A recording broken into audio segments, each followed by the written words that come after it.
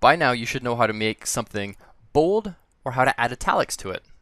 Up until this point, we've only used the B element and the I element, bold and italics respectively. But there are two other elements that come into play as well, and those are strong and emphasis. Now the way you can think about these is bold is well bold, and strong is stronger than bold. And EM is the first two letters of emphasis, and you always write italics to add emphasis. But there are differences between bold and strong, and EM and I. Now the main difference has to do with screen readers.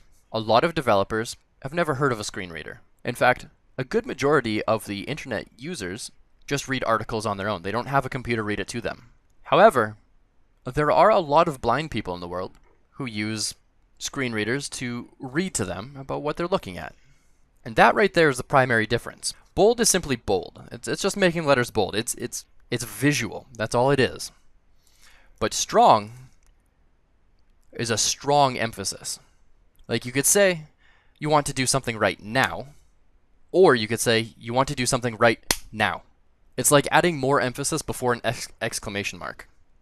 And the difference between EM and I is pretty much the exact same.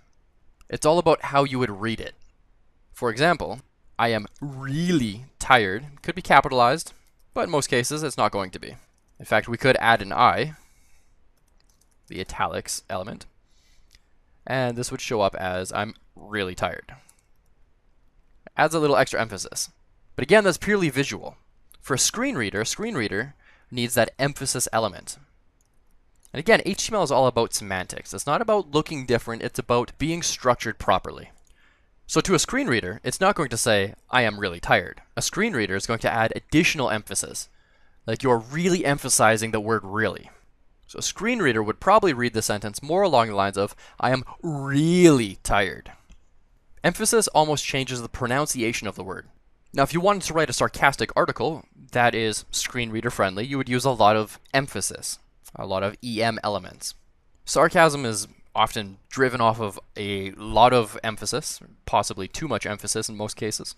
For example, if a screen reader was reading a sentence that said something along the lines of, the man who was standing in line at McDonald's put his hand in his pocket, grabbed a handful of change. That's when he realized he was really rich. That's sarcasm. He knows he's not rich.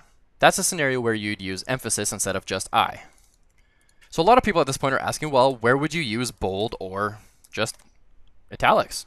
If we're adding special emphasis for screen readers anyways, what's the point of using plain bold or plain italics? Well, the idea is for the people who are visually looking at a site or visually looking at your article, a bold draws a lot of attention. So if you have an entire paragraph of just regular text and then you have a sentence that's just bolded, it might not necessarily need to stand out differently for a screen reader. It might possibly need to be read the exact same way that normal text would be read. But you want someone's eyes to be drawn to it. Could be a link, could be a button, could be some sort of call to action. Or if you just want to add italics, or if you want someone to put their mouse over a specific word to show them the definition, or give them a little tooltip, or some additional help, you could add italics. Because those are not necessary for screen readers, screen reader doesn't care if you can put your mouse over it or not, it's reading the article to you. It's not that important, so it's going to skip over the I.